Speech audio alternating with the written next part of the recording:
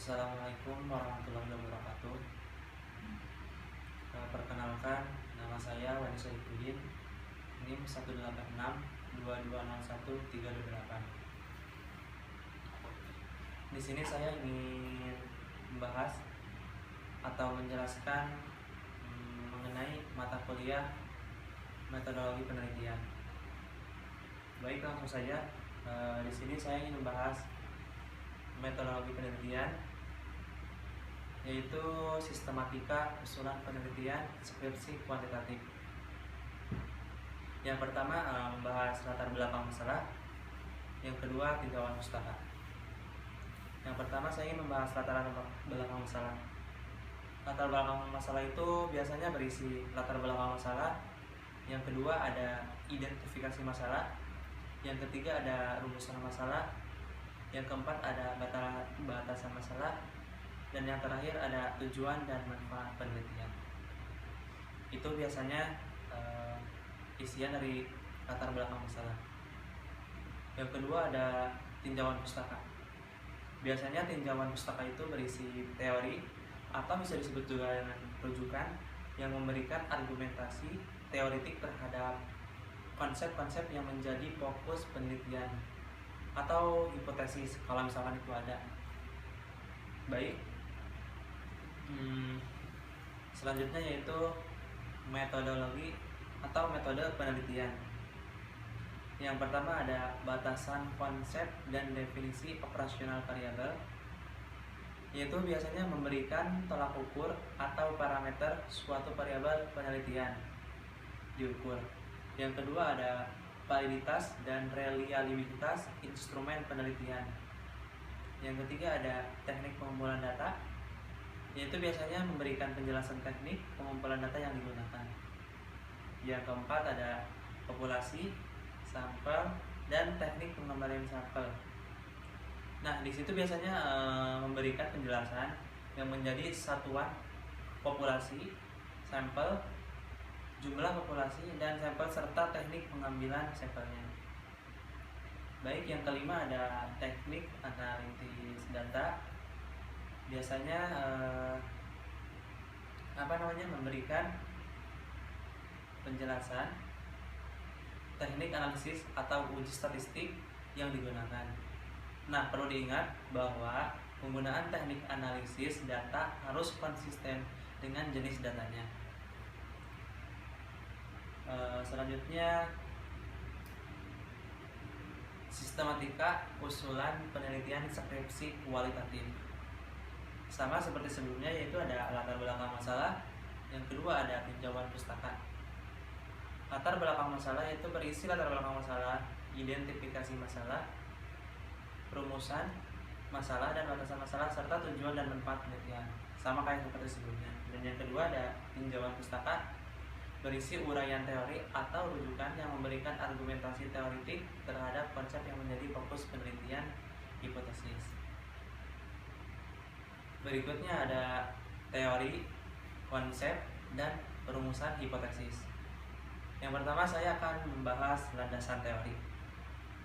Nah, landasan teori itu biasanya diusahakan ya pustaka terbaru, relevan, dan asli dari jurnal ilmiah. Nah, yang kedua itu biasanya uraikan dengan jelas kajian pustaka yang menimbulkan gagasan yang mendasari penelitian yang akan dilakukan.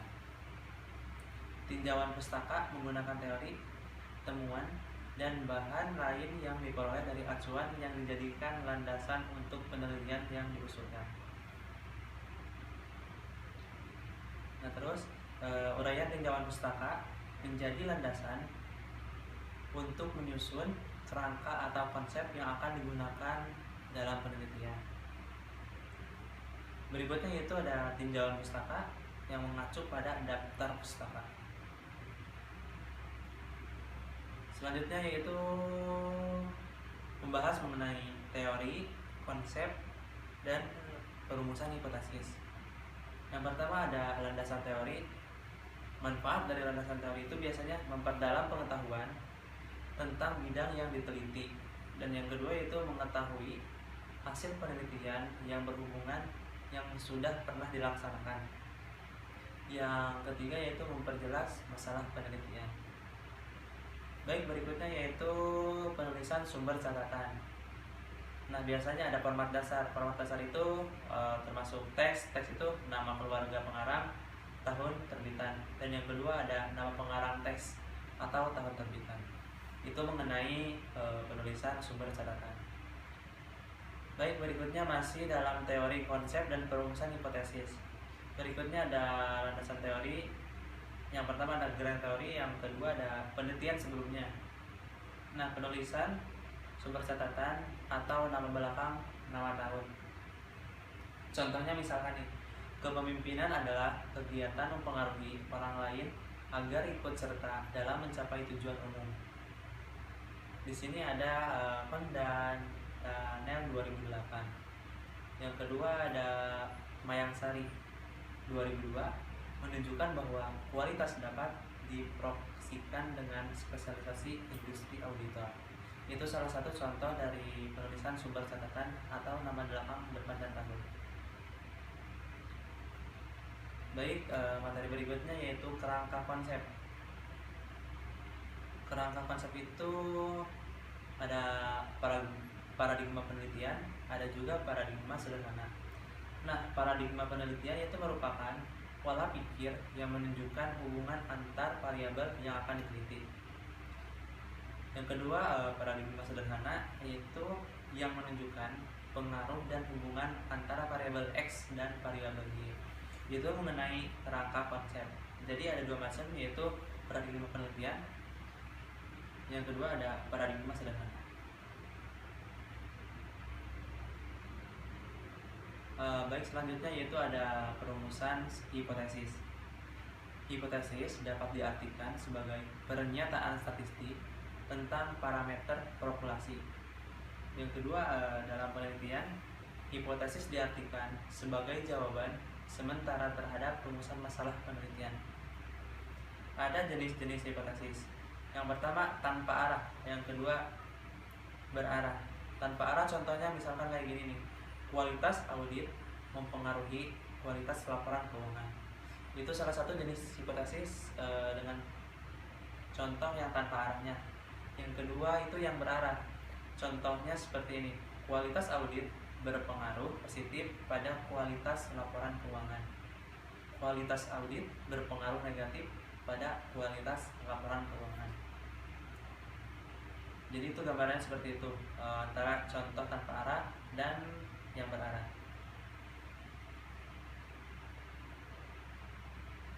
Baik, selanjutnya yaitu hipotesis statistik.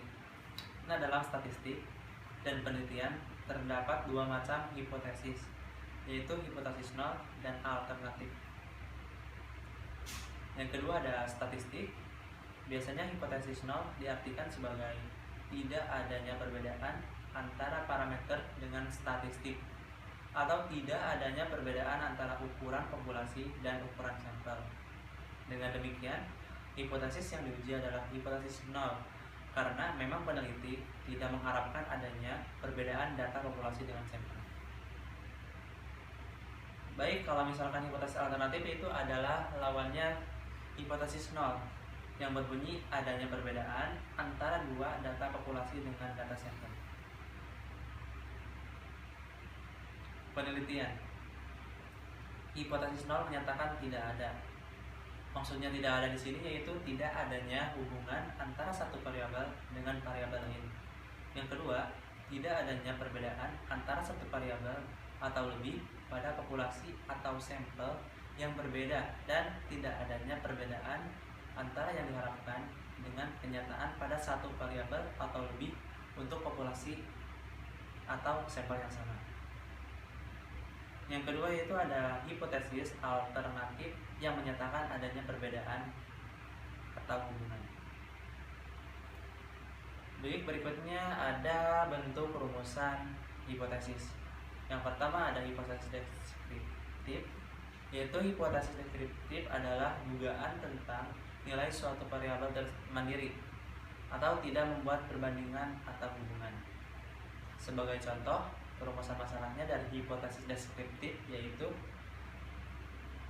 Contoh pertama, seberapa tinggi daya tahan lampu merek X.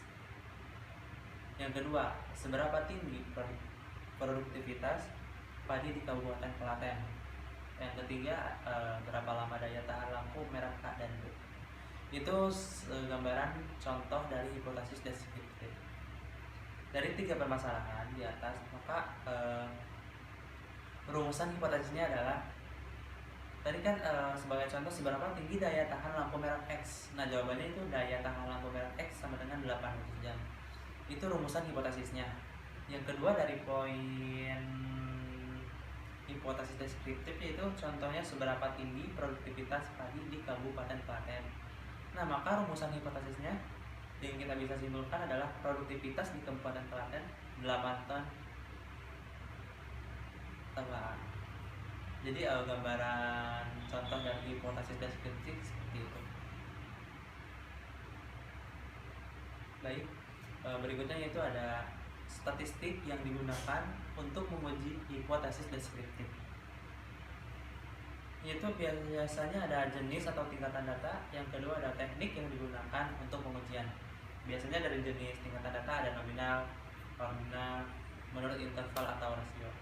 Kalau misalkan dari teknik yang digunakan untuk pengujian itu ada tes binominal atau kuadrat atau satu sampel, alat tes, dan t-test atau satu sampel. Selanjutnya ada hipotesis komparatif. Nah, hipotesis komparatif itu adalah pernyataan yang menunjukkan dugaan nilai dalam satu variabel atau lebih pada sampel yang berbeda. Contoh masalah komparatif, adakah perbedaan kualitas audit KAPB 4 dan non-BIG 4? Itu contoh dari hipotesis komparatif. Hipotesisnya tidak terdapat kualitas audit KAPB 4 dan non-BIG 4. Terus kualitas audit KAPB 4 lebih rendah dibandingkan KAP non-BIG 4. Berikutnya, kualitas audit KAP BIG 4 lebih tinggi dibandingkan KAP non-BIG 4. Itu hipotesis dari rumusan masalah komparatif.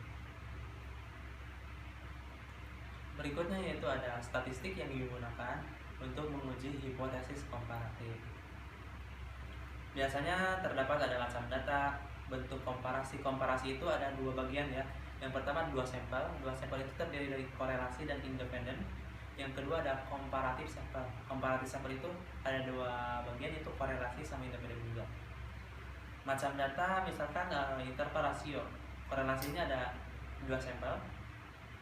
Independennya juga sama, ada 2 sampel. Korelasinya one way ANOVA, independennya juga one way ANOVA. Terus ada macam datanya itu seperti nominal, ordinal juga. Baik, berikutnya ada hipotesis hubungan atau bisa disebut juga dengan asosiatif. Hipotesis asosiatif adalah suatu pernyataan yang menunjukkan dugaan tentang hubungan antara 2 variabel atau lebih.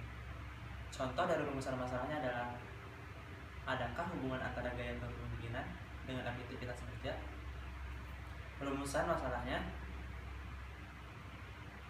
atau rumusan dan hipotesis nolnya adalah tidak ada hubungan antara gaya kepemimpinan dengan efektivitas kerja.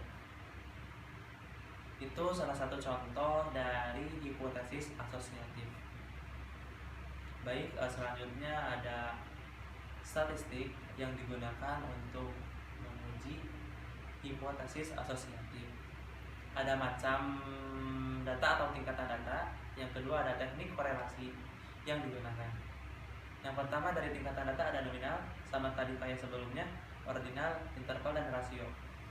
Dari teknik korelasi yang digunakan biasanya ada teknik koefisien kontingensi, Spearman rank, kenal tau, Pearson product moment, korelasi ganda, dan korelasi parsial. Pembahasan terakhir ada hipotesis kausal sebab akibat. Hipotesis kausal adalah suatu pernyataan yang menunjukkan dugaan tentang pengaruh 2 variabel atau lebih. Contoh rumusan masalahnya adalah apakah gaya kepemimpinan mempengaruhi efektivitas kerja? Rumus dan hipotesis nolnya adalah gaya kepemimpinan berpengaruh positif pada efektivitas kerja. Baik, materi metode penelitian yang bisa saya sampaikan cukup sekian. Mohon maaf apabila ada kesalahan kata. Semoga bermanfaat untuk kalian semua. Wallahul muwaffiq ila aqwamit thoriq. Wassalamualaikum warahmatullahi wabarakatuh.